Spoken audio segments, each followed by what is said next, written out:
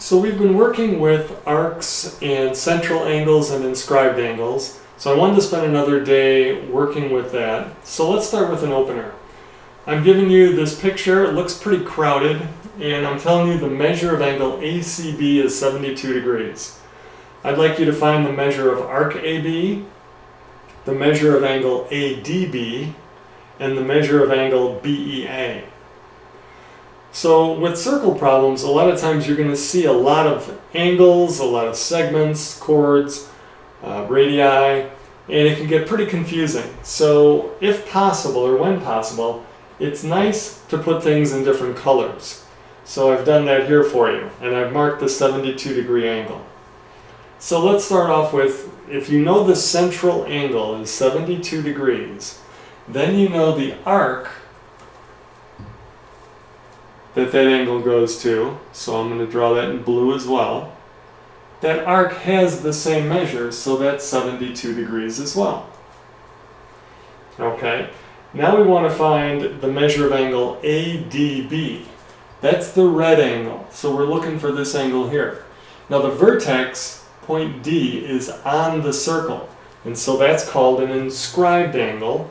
And we learned last time that an inscribed angle is half of the arc. So if this arc from A to B is 72 degrees, then angle ADB will be half of 72. And half of 72 is 36 degrees. Finally, we want the measure of angle BEA, and that's the green angle right here. And also notice that that's an inscribed angle because vertex E is on the circle.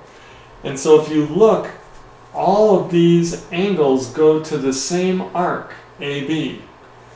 And since it's an inscribed angle, we know that angle E is going to be half of the arc that it goes to. So it's also half of 72, which makes it 36 degrees as well.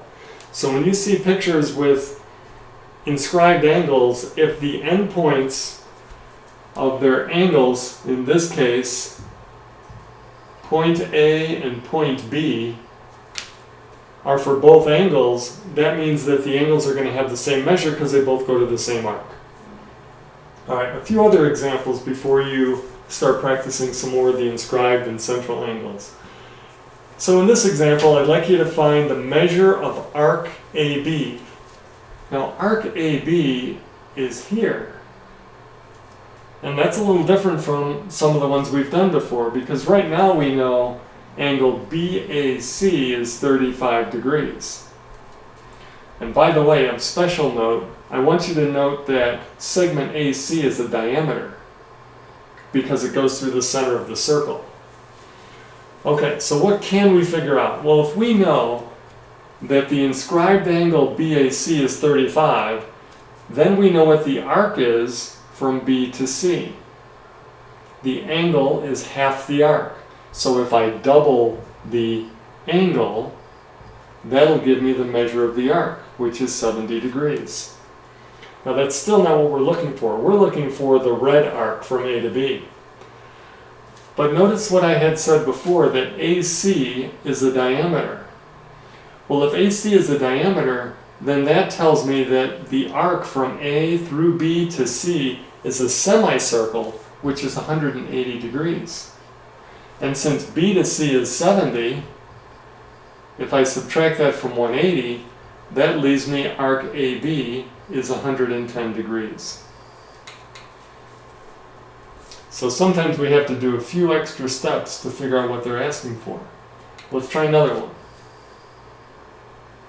Find the measure of angle M. Now this just depends on if you remember what we had talked about last time. What do we have? We have a quadrilateral inscribed in a circle. And we learned that when that's true, the opposite angles are supplementary. So angle M is opposite angle E, and so I know that they automatically will always add up to 180 degrees. So all I have to do is subtract 118 from 180, and that gives me 62 degrees for angle M.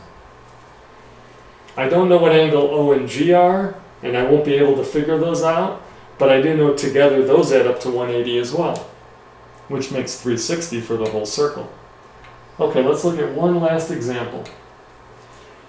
I want to find the measure of angle I. Angle I is right here. Now, what are the important things you notice?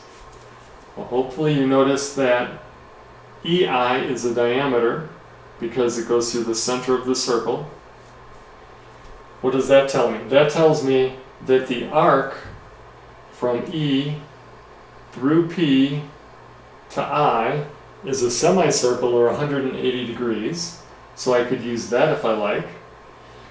I also have the measure of angle E is 32 degrees, and that's an inscribed angle because the vertex is on the circle. So that means that I know the arc from the endpoints of that angle is going to be twice the angle. The angle is half the arc is twice the angle. So I can figure out that P to I is 64 degrees. And then since E to I is a semicircle, which is 180, then 180 minus 64 gives me 116 degrees for arc EP. So together those add up to 180. And now arc EP, let's go to red, arc EP is the endpoints of angle PIE, and so this is an inscribed angle at I, and so it's half the measure of the arc, so half of 116 is 58.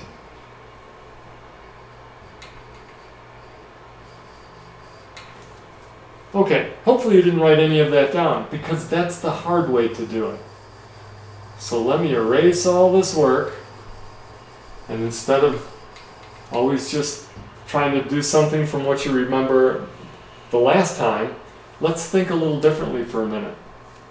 Since we know, I erased the center of my circle, since we know that EI is a diameter, that tells me that the arc from E this way to I is 180 degrees, and that means that angle P has to be a right angle, because half of 180 is 90, and angle P is an inscribed angle.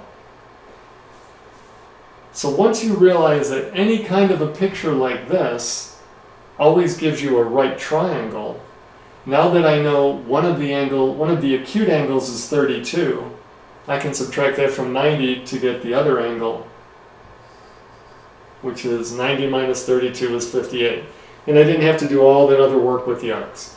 So sometimes as the problems get a little more complicated, there might be more than one way to do it. So look for the easiest way to do it. All right, so now you can go on to worksheet 3 and let me know if you have any questions.